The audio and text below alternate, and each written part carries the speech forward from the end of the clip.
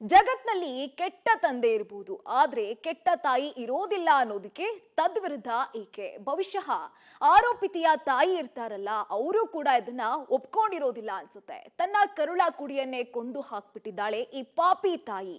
ಇಡೀ ರಾಜ್ಯವೇ ಬೆಚ್ಚಿ ಬಿದ್ದಂತಹ ಸ್ಟೋರಿ ಇದು.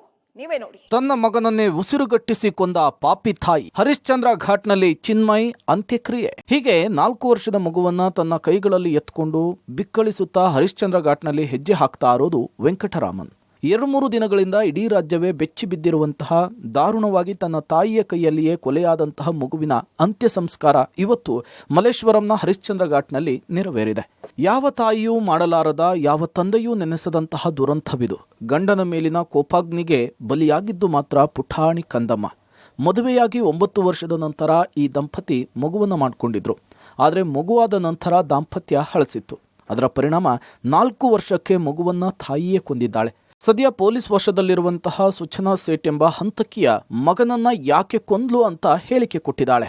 ವಾರಕ್ಕೊಮ್ಮೆ ಮಾಡುವಂತಹ ವಿಡಿಯೋ ಕಾಲ್ನಲ್ಲಿ ತನ್ನ ಮಗನನ್ನ ನೋಡಿ ಖುಷಿ ಪಡ್ತಾ ಇದ್ದ ವೆಂಕಟರಾಮನ್ ಕಳೆದ 4 ವಾರಗಳಿಂದ ಮಗುವನ್ನ ತೋರಿಸಿಲ್ವಂತೆ. ಈ ಬಾರಿ ನೋಡ್ಲೇಬೇಕು ಅಂತೇಳಿ ಇಂಡೋನೇಷ್ಯಾದಿಂದ ಶನಿವಾರವೇ ವೆಂಕಟರಾಮನ್ ಬೆಂಗಳೂರಿಗೆ ಬಂದಿದ್ದಾರೆ. ಆದರೆ ಎಷ್ಟು ಬಾರಿ ಕರೆ ಮಾಡಿದ್ರು ಕೂಡ ಸುಚನಾಳಿಂದ ಯಾವುದೇ ರೆಸ್ಪಾನ್ಸ್ ಸಿಕ್ಕಿರಲಿಲ್ಲ. ಭಾನುವಾರ ಮಗನನ್ನ ನೋಡ್ತೀವಿ ಅಂಥೇಳಿ ಗೊಂಬೆಗಳು, ಬಟ್ಟೆ, ಸ್ವೀಟ್ಸ್ ಎಲ್ಲವನ್ನೂ ಕೂಡ ತಂದು ತಂದೆ ಕಾದು ಕುಳಿತಿದ್ದ. ಆದರೆ ಮಗನನ್ನ ಜೀವಂತ ನೋಡ್ಲಿಕ್ಕೆ ಆಗ್ಲೇ ಇಲ್ಲ.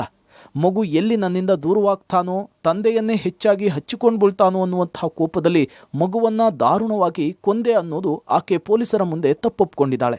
ಆದರೆ ಇದೇ ಕಾರಣನಾ ಅಥವಾ ಬೇರೆ ಏನಾದರೂ ಕಾರಣ ಇದೆಯಾ ಅಂತಲೂ ಪೊಲೀಸರು ತನಿಖೆ ನಡೆಸಿದ್ದಾರೆ. ಮಗುವನ್ನ ನೋಡಲು ವಿದೇಶದಿಂದ ಬಂದ ತಂದೆಗೆ ಮಗುವನ್ನ ಜೀವಂತವಾಗಿ ನೋಡ್ಲಿಕ್ಕೆ ಆಗ್ಲೇ ಇಲ್ಲ.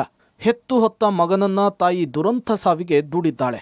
ರಾಜ್ಯದ ಜನ ಅಂತೂ ಈ ಶಾಕ್ನಿಂದ ಇನ್ನೂ ಹೊರಬರಲಿಕ್ಕಾಗಿಲ್ಲ. Madesh, public TV, Bengaluru.